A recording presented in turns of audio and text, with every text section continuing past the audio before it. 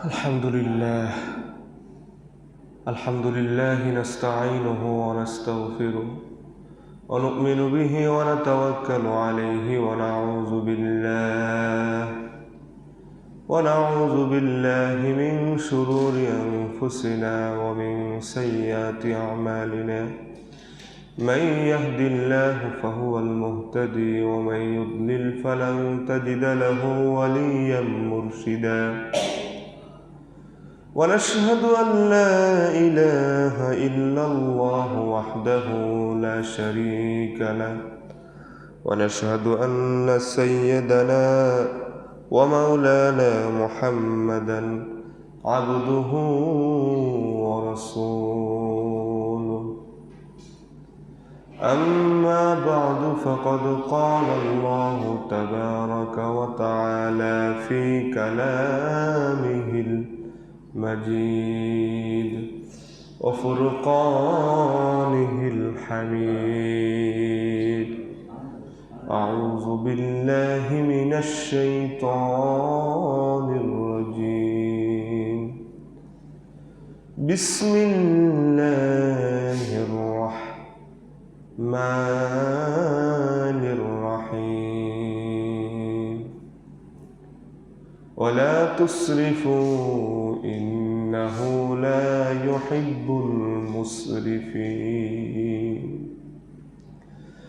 وقال تعالى في شان حبيبه: إن الله وملائكته يصلون على النبي يا أيها الذين آمنوا صلوا عليه وسلموا تسليما. نماز درود شریف پڑھی. اللهم صل على محمد وعلى آل محمد كما صليت على إبراهيم وعلى آل إبراهيم إنك حميد مجيد. اللهم بارك على محمد وعلى آل محمد كما باركت على إبراهيم وعلى آل إبراهيم إنك حميد مجيد. আলহামদুলিল্লাহ, মহান আল্লাহ সুবহানাহু ওয়া তাআলার দরবারে লাখো কোটি শুকরিয়া যে আল্লাহ রব্বুল ইজ্জতুল জালাল নতুন একটি বছর 1448 হিজরি মাসের সর্বপ্রথম মাস মুহররম মাসের এই প্রথম জুমায় আল্লাহ সুবহানাহু ওয়া তাআলা আমাদেরকে আগে ভাগে মসজিদে বসার তৌফিক দিয়েছেন। সেই মালিকের দরবারে আমরা সকলেই শুকরিয়া জ্ঞাপন করি, সকলেই কালিমাতু শুকর আদায় করি, বলি আলহামদুলিল্লাহ। দুরুদ ও সালাম সরওয়ারে কায়নাত দো জাহানের বাদশাহ ইমামুল মুরসালিন শফিউল মুজনবিন রহমাতাল লিল আলামিন জনাবে মুহাম্মদুর রাসূলুল্লাহ সাল্লাল্লাহু আলাইহি ওয়াসাল্লামের উপর। সম্মানিত দিনী ভাইরা আমার, আমরা সকলেই অবগত আছি যে ক্যালেন্ডারে জানুয়ারি মাস যেমন আমরা মনে করি ইংরেজি ক্যালেন্ডার প্রথম মাস, ইসলামিক ক্যালেন্ডারে আল্লাহ তাআলা গণনা অনুযায়ী সূরা তাওবার ভিতর আল্লাহ তাআলা এই কথাও বলেছেন, অনেকবার শুনেছেন, ইন্না ইদ্দাতাশ শুহুর ইনদাল্লাহি 12 শাহরান ফি কিতাবিল্লাহ ইয়াওমা খালাকাস সামাওয়াতি ওয়াল আরদা মিনহা আরবাআতুন হুরুম যালিকাদ দীনুল কাইয়্যিম ফালা তাযলিমু ফীহিন্না আনফুসাকুম। আল্লাহ তাআলা বলেন, নিশ্চয় আসমান জমিন সৃষ্টির শুরু থেকেই মাসের সংখ্যা আল্লাহ তাআলা বানিয়েছেন 12টি। 12টি মাসের মধ্যে 4টি মাস সম্মানিত, 3টি মাস পাশাপাশি। একটা হলো জিলকদ, জুলহজ্জ আর মুহররম, আর একটা হলো রজব। তাই সম্মানিত 4টি মাসের মধ্যে তোমরা যুদ্ধ বিদ্রোহ করো না। এই সম্মানিত 4টি মাসের একটি মাস, সেটি হলো মুহররম মাস, যেই মাসটি এই প্রথম মাসের প্রথম জুমায় আমরা হাজির হয়েছি। এই মাসের সম্মান আল্লাহ তাআলার কাছে অনেক বেশি। এই মাস সম্পর্কে আল্লাহ তাআলা নিজেই বলেছেন, শাহরুল্লাহিল মুহররম, মুহররম মাস হলো আল্লাহ সুবহানাহু ওয়া তাআলার মাস। সব মাসই আল্লাহরই, তারপরও আল্লাহ তাআলা স্পেশালভাবে বলেছেন মুহররম মাস হলো আমার মাস। এই মুহররম মাসের একটা দিন আছে, সে দিনটা হলো ইয়াউমে আশুরা, অর্থাৎ আশুরার দিন, অর্থাৎ 10ই মুহররম। এই 10ই মুহররম, এই দিনে ইহুদিরা রোজা রাখত। নবী সাল্লাল্লাহু আলাইহি সাল্লাম যখন মদিনাতে গেলেন, দেখলেন এরা এই দিন রোজা রাখে। জিজ্ঞাসার ফলে বলা হলো, তোমরা এই দিন কেন রোজা রাখো? তারা বলল, আমাদের নবী মুসা আলাইহিস সালাম জেরুজালেম ফেরাউনের কবল থেকে আল্লাহ বাঁচিয়েছিলেন, সেই শুকরিয়াতার স্বরূপ আমরা রোজা রাখি। নবী সাল্লাল্লাহু আলাইহি সাল্লাম বললেন, তোমাদের থেকেও আমি বেশি হকদার এই দিন রোজা রাখা। নবী সাল্লাল্লাহু আলাইহি সাল্লাম সাহাবাদেরকে বললেন, তোমরা ইহুদিদের সাথে যেন মিলিয়ে না যায়, এজন্য 9-10 অথবা 10-11ই মুহররম তোমরা রোজা রাখবে। রমাদানের রোজা ফরজ হবার আগে এই 10ই মুহররমের রোজা ছিল ফরজ। রমাদান মাসের পরে যেই রোজার সব থেকে সম্মান বেশি, সেই রোজাটা হলো মুহররম মাসের রোজা। আফদালুস সিয়াম বা'দুল্লাহ শাহরুল্লাহিল মুহররম, উত্তম রমাদান মাসের রোজা পরপরই যেই রোজার উত্তম বেশি, সেই রোজাটি হলো মুহররম মাসের রোজা। এই রোজা সম্পর্কে আল্লাহ তাআলা হাবিব সাল্লাল্লাহু আলাইহি সাল্লাম বলেছেন, সিয়াম ইয়াউমি আশুরা আহতাসিবু আলাল্লাহ আইয়ুকাফিরা সানাতাল্লাতী ক্বাবলা ওয়া সানাতাল্লাতী বা'দা। যে ব্যক্তি আশুরার রোজা রাখবে, আল্লাহ তাআলা তার পূর্ববর্তী এবং পরবর্তী 1 বছরের গুনাহগুলো আল্লাহ তাআলা মাফ করে দেন। সুবহানাল্লাহ। সেই রোজা আসতেছে সামনে, আপনাদের জানানো হবে বৃহস্পতি শুক্র অথবা শুক্র শনি যে এই রোজাটি আসতেছে, এটা হলো মুহররম মাসের রোজা। সম্মানিত মুসল্লিয়ান ইকরাম, মুহররম মাসের রোজা, মুহররম মাস সম্পর্কে, ফজিলত সম্পর্কে সব কিছু আলোচনা 1 বছর আগেও, গত বছর এই সময় আপনাদের সামনে করেছি। আর ওই আলোচনাটা এখানে আর পুরাতন আলোচনা টানবো না। যেদিন অনুষ্ঠান হবে মসজিদে আগামী শুক্রবার, ওই দিন অল্প কিছু আলোচনা করে দোয়া করবে ইনশাল্লাহ। একই আলোচনা প্রতি বছর বলে কোনো ফায়দা, বলো ফায়দা সবাই তো জানে। ফেরাউন মুসার ঘটনা গত বছর বলেছি, এরপরে কি বলছি, এই যে কারবালার ঘটনা গত বছর বলা হয়েছে, সব তো বলা শেষ। নতুন করে আর আমরা এখানে টানবো না ইনশাআল্লাহ। সম্মানিত মুসল্লিয়ান ইকরাম, গত জুমায় আলোচনা করতেছিলাম খেলা সম্পর্কে। বিশ্বকাপ খেলা চলতেছে। এই বিশ্বকাপ খেলা মানুষেরা রাত জেগে দেখতেছে। বিভিন্ন জায়গায় পর্দা টানানো হয়েছে, সেই পর্দার মাধ্যমে খেলা দেখা হয়। আজকে যে আলোচনা, এই আলোচনা প্রত্যেক বছর হবে বিষয়টি এমন নয়। একটা আলোচনার গুরুত্ব অনেক, এই খেলাধুলার বিষয়ে আলোচনা বারবার করা সম্ভব না। এই জন্য যারা খেলাধুলা করেন, সে যে খেলা হোক, লুডো থেকে শুরু করে ক্যারাম বোর্ড থেকে শুরু করে যে খেলা হোক, এগুলো হাদিস কোরআন দিয়ে বৈধতা কি সম্পর্কে বিস্তারিত আলোচনা আজকেই আমরা করব ইনশাআল্লাহ। গত জমায় কিছু আলোচনা করেছিলাম যে কিছু মানুষ বলেন সব জায়গায় ইসলাম টেনে আনেন কেন, তাদের জবাব দিয়েছিলাম। আর এ জুমায় খেলা হারাম কি হালাল এই বিষয় নিয়ে আমরা কিছু কথা বলবো ভাই। সব কিছু আল্লাহ তাআলা কোরআন হাদিসে দিয়ে দিয়েছেন, নবী সাল্লাল্লাহু আলাইহি সাল্লাম তার পবিত্র জবান দিয়ে বলে গিয়েছেন। এজন্য আপনারা 7টা দিক মনে রাখবেন। একটা হলো খেলা হালাল না হারাম, একটা হলো খেলা দেখা জায়েজ কি না জায়েজ, আর একটা হলো খেলার দেখার পরে আনন্দ উল্লাস, হাতে তালি দেওয়া, রং মাখামাখি করা, এটা শরিয়াতে কি বলে। আর একটা হলো 4 নম্বর, যে দেশকে সাপোর্ট করা হচ্ছে, বিভিন্ন দেশের, বিভিন্ন বলতে ব্রাজিল আর্জেন্টিনা, এই 2টা দেশের পতাকা বাড়ির ছাদে টানানো এবং গেটের সামনে টানানো, এটা ইসলাম শরিয়াতে কি বলে, এটা 4 নম্বর।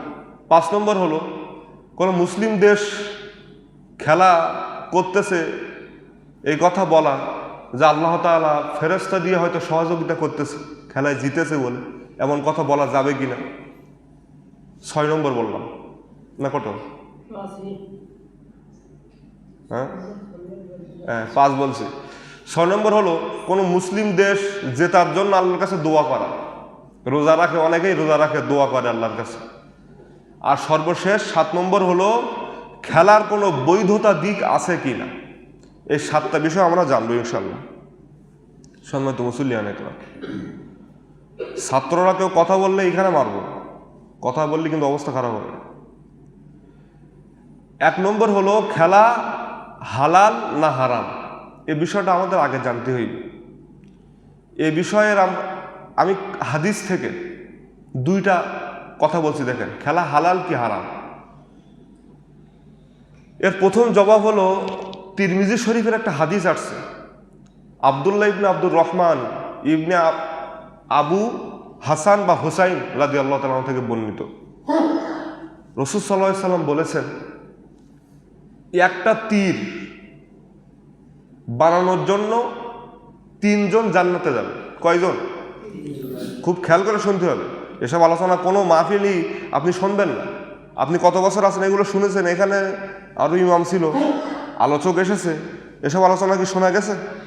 কি বলো, কথা হয় না, গাল শুনেছেন? শোনেননি তো, এজন্য এটা শোনা দরকার। সব বিষয় কোরআন হাদিসে আল্লাহ তাআলা দিয়ে দিয়েছেন। একটা তীর বানালে 3 জন জান্নাতে যাবে। কিভাবে? যে ব্যক্তি তীর বানায় এই উদ্দেশ্যে যে আমার এই তীরটা মুসলমানরা ব্যবহার করবে কাফেরদের বিরুদ্ধে, এই উদ্দেশ্যে তীর বানায় সে জান্নাতি। আর যে তীর নিক্ষেপ করে কাফেরদের বিরুদ্ধে সে জান্নাতি। আর যে ব্যক্তি তীর মারার কাজে সহযোগিতা করে সেও জান্নাতি। এরপর রাসূল সাল্লাল্লাহু আলাইহি সাল্লাম বলেছেন যে তোমরা কি করো, তীর বানাও, তীর বানানো এটা শেখো, অথবা ঘোড়া দৌড় হয় না, ঘোড়া দৌড় শেখো। নবী সাল্লাল্লাহু আলাইহি সাল্লাম বলতেছেন আমার কাছে ঘোড়া দৌড়ের চেয়ে তীর বানানো শেখা আমার কাছে উত্তম বেশি। এটা রাসূল সাল্লাল্লাহু আলাইহি সাল্লাম বলতেছেন। এরপর নবী সাল্লাল্লাহু আলাইহি সাল্লাম বলতেছেন মুসলমানরা যে খেলাধুলোগুলো করে সবগুলো বাতিল, কিন্তু তীর বানানো আর ঘোড়া দৌড়ানো শেখা আর স্ত্রীদের সাথে হাসি কৌতুক করা এগুলো জায়েজ। কে বলতেছে? নবী সাল্লাল্লাহু আলাইহি সাল্লাম বলতেছেন। এরপর রাসূল সাল্লাল্লাহু আলাইহি সাল্লাম বলতেছেন এই যে তীর বানানো, ঘোড়া দৌড় শেখা, স্ত্রীর সাথে হাসি কৌতুক করা, এগুলো শাব্দিক অর্থে এগুলোকে নবীজি সাল্লাল্লাহু আলাইহি সাল্লাম খেলা বললেও পারিভাষিক অর্থে এগুলো খেলা হতে পারে না, এগুলো তো কোনো খেলা না। তারপরও নবী সাল্লাল্লাহু আলাইহি সাল্লাম বলেন এগুলো সঠিক, এগুলো উত্তম, এই একটা বিষয় বললাম। হাদিস দিয়ে আপনি বুঝতে পারবেন খেলা হালাল কি হারাম। তিরমিজি শরীফের হাদিস আসছে, রাসূল সাল্লাল্লাহু আলাইহি ওয়াসাল্লাম বলেছেন 3টা জিনিস দিয়ে প্রতিযোগিতা করা যাইবে। 1 নম্বর হলো তীর মারা শেখা বা তীরের এই যে প্রতিযোগিতা করা, এটা করা যাইবে। 2 নম্বর হলো দৌড় প্রতিযোগিতা, এটাও করা যাইবে। 3 নম্বর হলো ঘোড়া দৌড় প্রতিযোগিতা, এটা করা যাইবে। কিন্তু বর্তমানে এ সমস্ত খেলায় তীর তো এখন প্রচলিত নেই, কিন্তু ঘোড়া দৌড় এটা প্রচলিত রয়েছে, কিন্তু এটা জায়েজ নেই। কারণ এর ভিতরে জুয়ার সম্পর্ক আছে না? ঘোড়া দৌড়ের ভিতরে জুয়া আছে কিনা? আছে না ভাই? মহিলা পুরুষ বেপর্দার ব্যবস্থা আছে না? এজন্য এগুলো এখন জায়েজ নেই, বর্তমানে ঘোড়া দৌড়ের জায়েজ নেই। তাহলে এই একটা প্রশ্ন, একটা জবাব। আর একটা হলো রাসূল সাল্লাল্লাহু আলাইহি সাল্লামের সব হাদিস থেকে বলছে, দেখেন। আরেকটি হলো আপনি যে খেলা দেখবেন কি দেখবেন না, এ বিষয়ে খুব গুরুত্ব সহকারে আপনার এই কথাগুলো, আমার এই কথাগুলো আপনাকে শ্রবণ করতে হইবে। নবী করিম সাল্লাল্লাহু আলাইহি সাল্লামের একজন সাহাবী ওমর রাদিয়াল্লাহু তাআলা আনহু, তিনি বলতেছেন যে সন্তানদেরকে সাঁতার কাটা শেখাও। কি কাটা? সাঁতার কাটা। নবী সাল্লাল্লাহু আলাইহি সাল্লাম বলতেছেন যে সন্তানদেরকে হাতের লেখা প্র্যাকটিস করা শেখাও আর সাঁতার কাটা শেখাও। তাহলে কয়েকটা এই হাদিসের ভিতরে যেগুলো করা যায় সেগুলো আমি বলতেছি আপনাদের। খেলা 3টা বিষয় আছে, হয় খেলাটা কুফরি হবে, অথবা খেলাটা হারাম হবে, অথবা খেলাটা মাকরুহ হবে। কুফরি হবে কোন খেলাগুলা? যেই খেলাগুলা ইহুদি খ্রিস্টানদের সাথে মিলে যায়, সেই খেলাটা কুফরি হবে। তিরমিজি শরীফের হাদিস, নবী সাল্লাল্লাহু আলাইহি সাল্লাম বলেন, ওই ব্যক্তি আমার উম্মতের অন্তর্ভুক্ত না যে ব্যক্তি ইসলামকে বাদ দিয়ে, ইসলামের নীতি বাদ দিয়ে অন্য ধর্মের, অর্থাৎ খ্রিস্টান, ইহুদি খ্রিস্টান ধর্মের নীতি তার ভালো লাগে। আচ্ছা বলেন, ব্রাজিল আর্জেন্টিনা এই 2টা দেশ হিন্দু খ্রিস্টান না মুসলমান? খ্রিস্টান না? এই 2টা দেশের রীতিনীতি যাদের ভালো লাগে তারা কুফরি করল, অর্থাৎ তাদের ঈমান নেই। মেসির গেঞ্জি গায়ে দেয়, অর্থাৎ মেসিকে মহব্বত করে। ব্রাজিল আর্জেন্টিনার খেলা দেখে, অর্থাৎ ওই দেশের খেলাধুলা তার ভালো লাগে। এই যাদের ভালো লাগে তাদের ঈমান নেই, এই হাদিস দ্বারা প্রমাণিত। তারা সঙ্গে সঙ্গে ঈমান আনতে হবে আবার। কারণ নবী সাল্লাল্লাহু আলাইহি সাল্লাম বলেছেন, যারা ইসলামের শরিয়াত বাদ দিয়ে অন্য ইহুদি খ্রিস্টানদের রীতিনীতি ভালো লাগে, এই সমস্ত খেলাকে কুফরি বলা হয়। কি বলা হয়? কুফরি বলা হয়। তাহলে যারা এগুলো, যুবক ছেলেপিলে এখন আসেনি, আর মুরব্বীরা দেখে কি আমি জানি না। যদি দেখেন ঈমান নেই, কালেমা পড়তে হবে।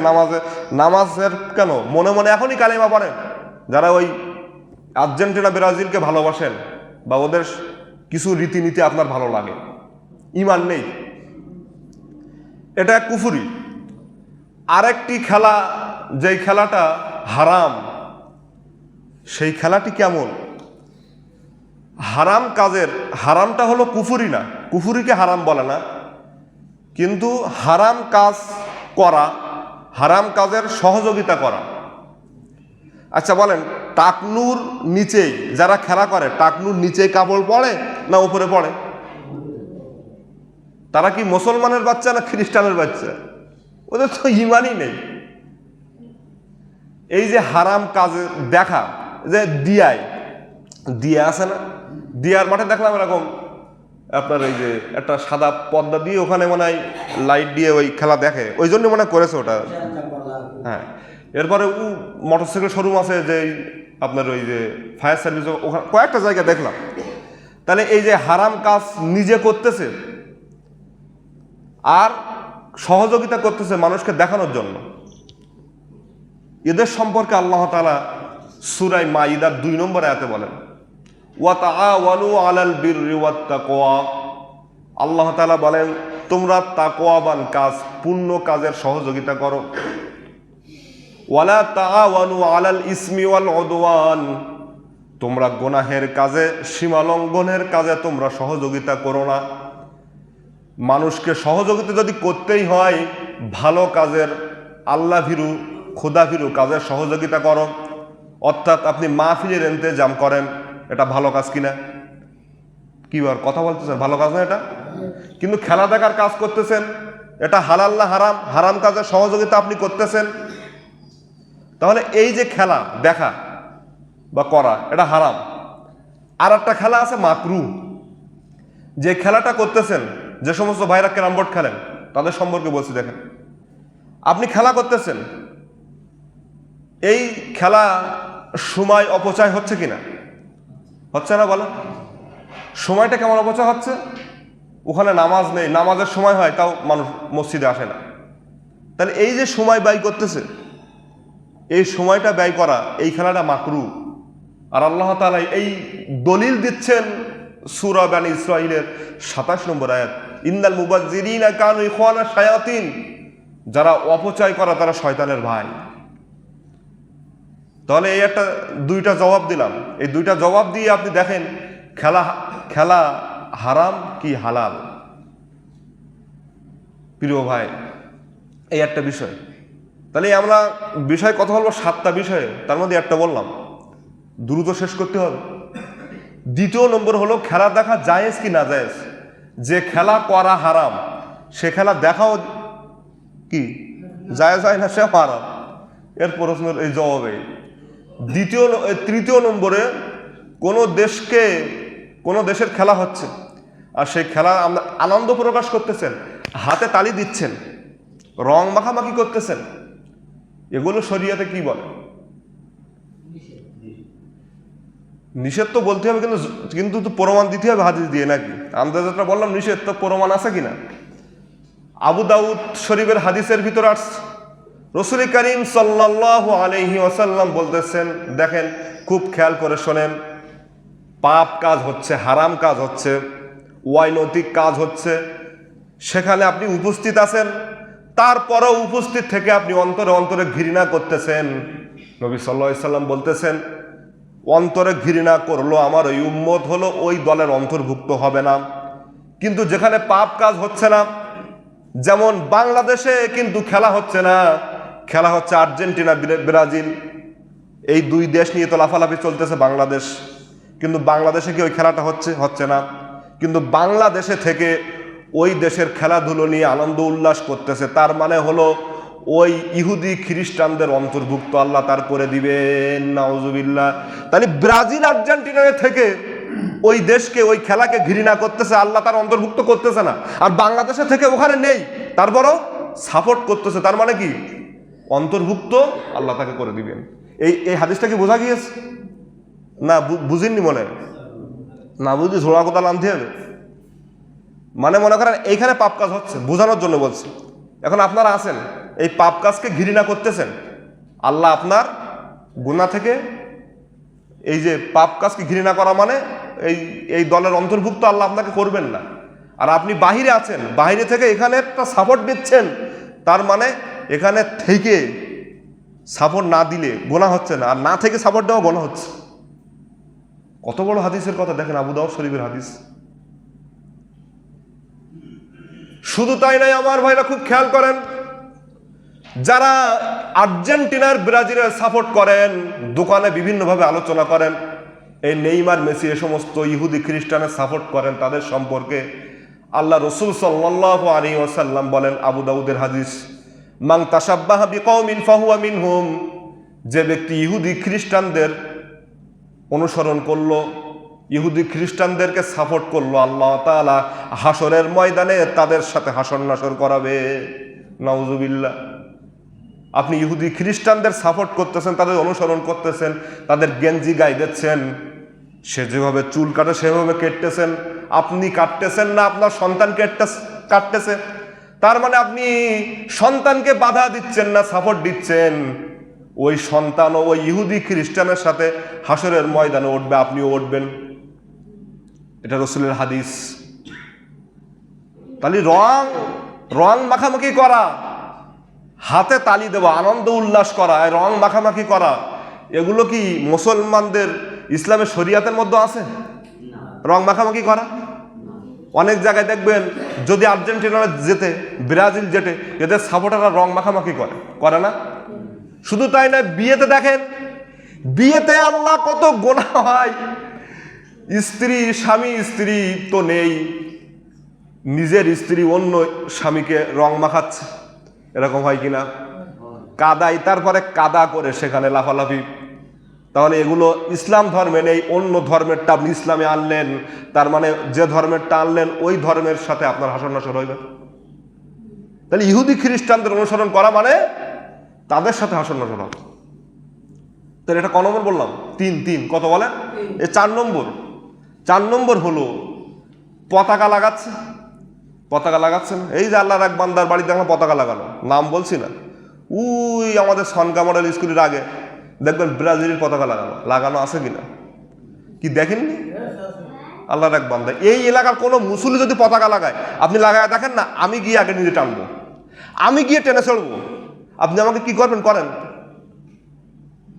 এই এলাকায় কেউ টানায় দেখেন যে আপনি আর্জেন্টিনা ব্রাজিলের পতাকা টানাবেন এলাকায়, আমি গিয়ে নিজে টানবো, টেনে ছেড়বো, আপনি আমাকে কি করবেন? করেন। এরপর আমাদের মসজিদের পাশে এক আল্লাহর বান্দার গেটের সামনে দেখলাম আর্জেন্টিনার পতাকা টানানো। আচ্ছা বলেন, আমি এটা অবাক হই, এই মসজিদের ইমামটা কি করে? একটা ইমাম তো একটা এলাকার দায়িত্বের মধ্যে নাকি?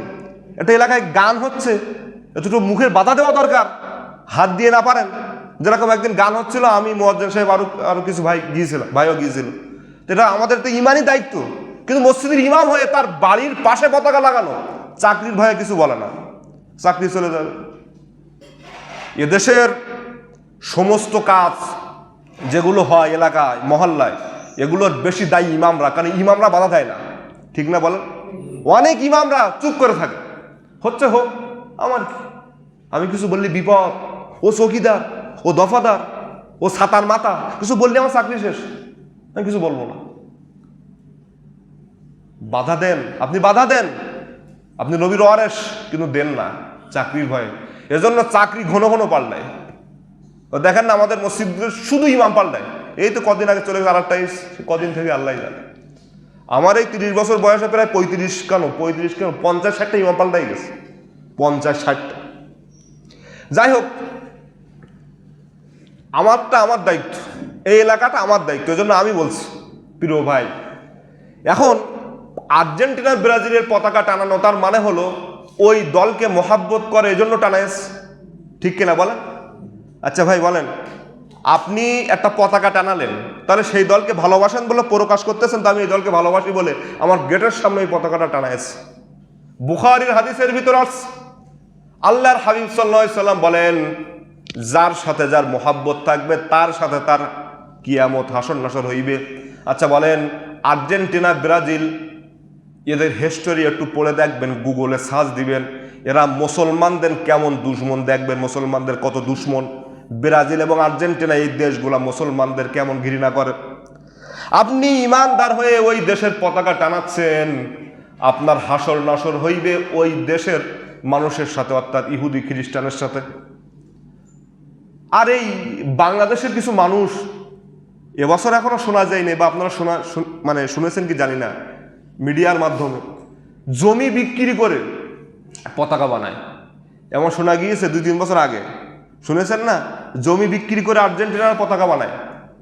কত বড় ছাগল মস্তিষ্কর মানুষ, কত বড় স্টুপিড গাধা, জমি বিক্রি করে ব্রাজিলের পতাকা বানাচ্ছে, আজীব ব্যাপার।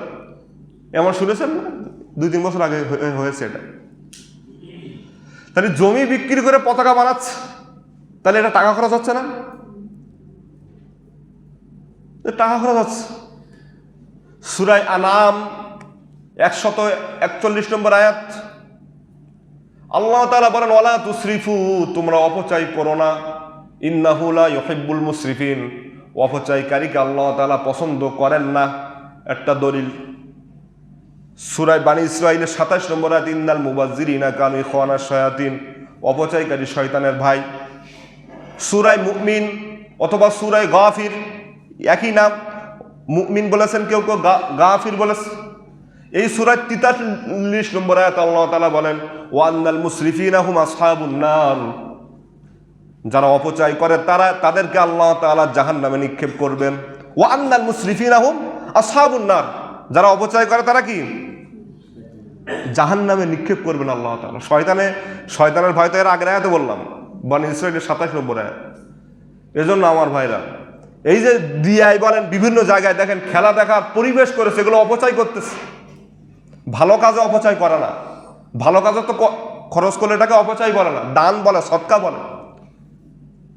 তাহলে এই যে সময় অপচয় করা, অর্থ অপচয় করা, এগুলো যারা করবে, সর্বশেষ দলিল দিলাম সূরাতুল গাফিরের ৪৩ নম্বর আয়াত, আল্লাহ তাদেরকে জাহান্নামে দিবেন। সময় ফুরিয়ে যাচ্ছে আমার ভাইরা। তাহলে কত নম্বর বলতেছি? পতাকা বানানো, পতাকা বানানো। এরপর একটা হলো, কোন মুসলিম দেশ জিতলে ওখানে বলা হয় ফেরেশতা দিয়ে আল্লাহ সাহায্য করেছেন। নাউযুবিল্লাহি মিন যালিক। হারাম কাজকে আল্লাহর দিকে নিসবত করা, এটাকে আল্লাহ তাআলা হারাম করেছেন। আপনি কিভাবে বললেন যেটা ফেরেশতা দিয়ে আল্লাহ সহযোগিতা করেছে, সাহায্য করেছে? এ কথা বলা জায়েজ নেই। এরপরেরটা হলো, অর্থাৎ ৬ নম্বরটা হলো, অনেকেই খেলা হবে, আবার কি করে? দোয়া করে যে আল্লাহ এই গোলটা যেন এবার হয়। এই দোয়া করে না? এই বসে বসে খেলা দেখার সময় এই দোয়া করা কি জায়েজ কি না জায়েজ? নবী সাল্লাল্লাহু আলাইহি ওয়াসাল্লামের পাশ দিয়ে একজন ব্যক্তি যাচ্ছেন, 2টা লাল কাপড় পরেছে। নবী সাল্লাল্লাহু আলাইহি ওয়াসাল্লাম সালাম দিলেন। সালাম দেওয়ার পর নবীজি উত্তর দিলেন না। সালাম দেওয়া মানুষকে দোয়া করা। আমি আপনাকে সালাম দিলাম, আসসালামু আলাইকুম ওয়া রাহমাতুল্লাহ, আপনার উপর শান্তি বর্ষিত হোক, ঠিক না? দোয়া করা। তা 2টা কাপড় পরেছে নবী সাল্লাল্লাহু আলাইহি ওয়াসাল্লামের সামনে, তার জবাব আল্লাহর নবী সাল্লাল্লাহু আলাইহি ওয়াসাল্লাম দেন নাই। আর আপনি একটা বেধর্মীর খেলা, টাকনুর ওপরে হাফ প্যান্ট পরে খেলা করতেছে, মহিলারা বেপরদায় দেখতেছে সেই গ্যালারির মধ্যে, সেটাকে আপনি দোয়া করলেন। এটা করা কি জায়েজ? জায়েজ নেই। আর একটা কথা বলা ভুলে গিয়েছে, সেটা শোনেন। একটু আগে বললাম না যে আনন্দ উল্লাস করা খেলা দেখায়, এখানে একটা কথা ভুলে গিয়েছে। যদি কেউ এই হারাম খেলা দেখে, খেলা তো সবই হারাম, জায়েজ আবার কি? জায়েজটা পরে বলছি। দেখেন, এই খেলা দেখে আপনি হাততালি দিলেন না, এই হাততালি দেওয়া কি? যদি আপনি এই হাততালিটা হারামকে হালাল ভেবে দেন, যে হাততালি দিছি, গোল হয়েছে বলে হাততালি দিছি, এটা আবার কিসের নাজায়েজ? খেলা, এটা তো ভালো, এরকম মনে করে যদি দেন, আপনি কুফরি করলেন, আপনার ঈমান নেই। হারামকে ভালোভাবে বুঝেন, হারামকে হালাল মনে করে, খেলাটা তো হারামকে হালাল মনে করে যদি আপনি হাততালি দেন, রং মাখেন, আপনার ঈমান নেই। আর যদি হারামকে হারাম মনে করে হাততালি দেন, তাহলে আপনার ঈমান না চলে গেলেও আপনি ফাসেক হয়ে গিয়েছেন। কি হয়ে গিয়েছেন বলেন? ফাসেক।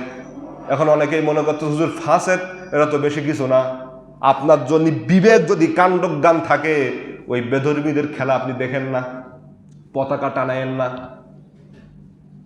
প্রিয় মুসলিয়ান একরাম, এই বিশ্বকাপ খেলা চলতেছে, আসলে মানুষকে মানুষ বলাও তো ঠিক না, কিছু মানুষকে মানুষ বলাও ঠিক না। নামাজের জন্য ঘুম থেকে ওঠে না, রাত 3টায় শিডিউল হয়েছে, রাত 3টায় খেলা হবে, সেই 3টার সময় ওঠে খেলা দেখে। কত বড় বিয়াদব এ সমস্ত মানুষ! আল্লাহর দেওয়া বিধানকে মানে না, নাস্তিক, মুরতাদ, ইহুদি, খ্রিস্টানদের খেলা দেখার জন্য রাত 3টায় ওঠে। ইসলামী রাষ্ট্র কায়েম হলে এদের ধরে পিটার সামনে ধরে দেওয়া দরকার ছিল, ঠিক না বলেন? রাত 3টা তুই উঠলি কেন?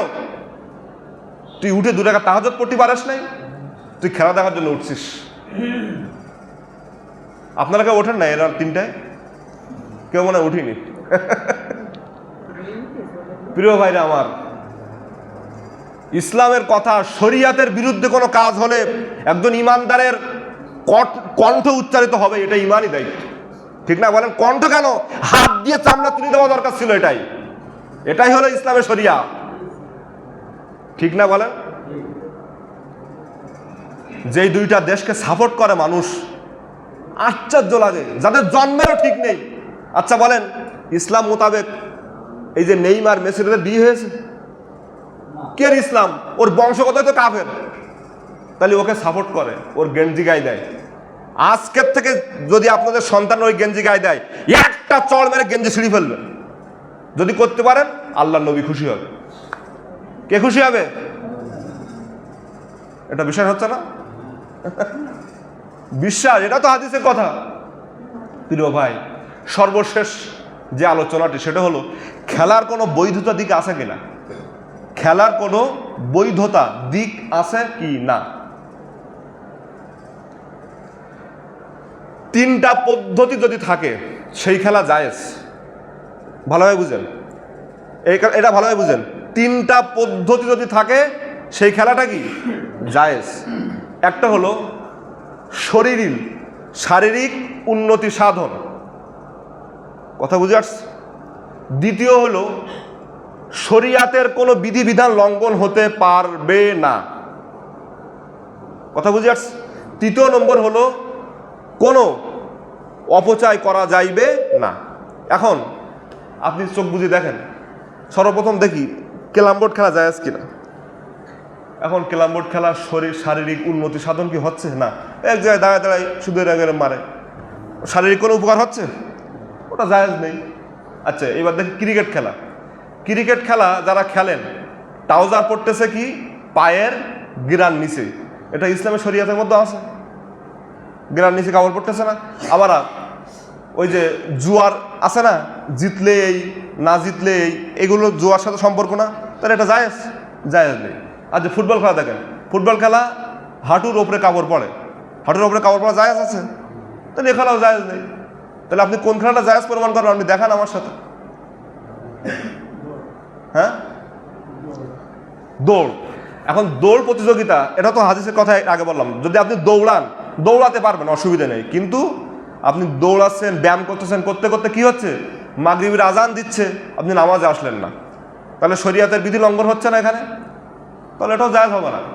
আপনি হ্যাঁ আসেন, আবার একটু দৌড়াদৌড়ি করলেন, ফুটবলও খেলেন, অসুবিধা নেই, কিন্তু কি খেলেন, টাকনু যেন না ঢাকে, আর এই হাঁটুর নিচে যেন কাপড়টা থাকে, এভাবে আপনি খেলেন। আজানের আগেই আপনি খেলাটা বাদ দেন, অসুবিধা নেই। আবার এটা নিয়ে আপনার ওই বিভিন্ন খাবি, জিতলে এই খাওয়া, না জিতলে এই দিতে হবে, এমনটি করা জায়েজ নেই। তাহলে শারীরিক উন্নতি সাধন, শরিয়াতের বিধান কোনো লঙ্ঘন হতে পারবে না, আর যে খেলায় অর্থ অপচয় হয় না, এই তিনটা দিক যদি থাকে, সেই খেলা আপনি করতে পারবেন। ঠিক আছে ভাই? হ্যাঁ, আচ্ছা, না থাকলে বাদ, হাদিসের কথা তো বলতে হবে।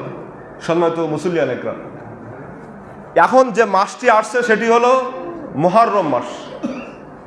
গত বছর আমি আপনাদের এখানে মুহররম মাসে অনুষ্ঠানে ছিলাম, আলোচনার শুরুতে এই বিষয়ে আলোচনা করেছি, অল্প কিছু করেছি। এই মাসটি হলো আল্লাহ তাআলার মাস, 4টি মাস সম্মানিত, তার মধ্যে একটা হলো এই মুহররম মাস। আগে বলছি এই সমস্ত বিষয়গুলো। এখন কিছু আলোচনা, কিছু দোয়া অনুষ্ঠান এই মসজিদে হয়।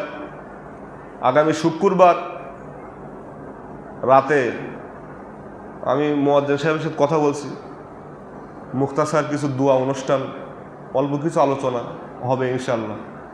এখন একটু যদি তাওয়ারুকের ব্যবস্থা করা যায় কিনা, সকলেই মিলে যদি একটু ব্যবস্থা করা যায় কিনা, এগুলো আপনার একটু নলেজে দিয়ে রাখলাম আগামী শুক্রবার। আর এই যে মুহররম মাসের রোজা, আশুরা রোজা সম্পর্কেও প্রথমে বলেছি, মাইকেও বলে দিব, রমাদান মাসের রোজার আগে এই রোজাটি কী ছিল, ফরজ ছিল। হাদিসও বলেছি, ওগুলো আর এখন টেনে আনছি না। 9, 10 অথবা 10, 11 আমি মাইকে বলে দেবো ইনশাল্লাহ। সর্বশেষ কথা হলো, আলোচনা শেষ ইনশাল্লাহ, সর্বশেষ কথা হলো আপনাদের সকলের সুপরিচিত চেয়ারম্যান প্রার্থী হাফেজ মোহাম্মদ খায়রুল বাশার ভাই এখানে কয়েকবার আসছেন। সভাপতি সাহেব তিনিও বলছেন, আমিও কিছু বলার পরে তিনি কিছু নগদ টাকা আমাকে দিয়েছেন। এগুলো আমি একটু আগেই মানে নামাজের আগে আমাকে দিয়েছেন, এগুলো আমি দিতে চাচ্ছি। আমাদের মুয়াজ্জিন সাহেব যিনি আছেন তার কাছেই ইনশাল্লাহ এগুলো দিচ্ছি। 5500 টাকা ভাই দিয়েছেন। ভাই আমাকে এটাও বলেছেন যে হুজুর মানুষের সামনে বলার দরকার নেই, তারপরেও আমি একটু বলছি, যেহেতু তিনি নতুন চেয়ারম্যান প্রার্থী হাফেজ মোহাম্মদ খায়রুল বাশার আমাদের এই মাদ্রাসার জন্য, মাদ্রাসা হচ্ছে না, মাদ্রাসার জন্য তিনি দিয়েছেন। এরপরে কিছুদিন আগে যে মমতাজ করিমের স্ত্রী মারা গিয়েছেন, তার একটা ছেলে বিদ্যুৎ অফিসে চাকরি করে, নুরুজ্জামান না কি নাম, হ্যাঁ, ভাইও 4000 কত টাকা যেন আমাকে দিয়েছিলেন।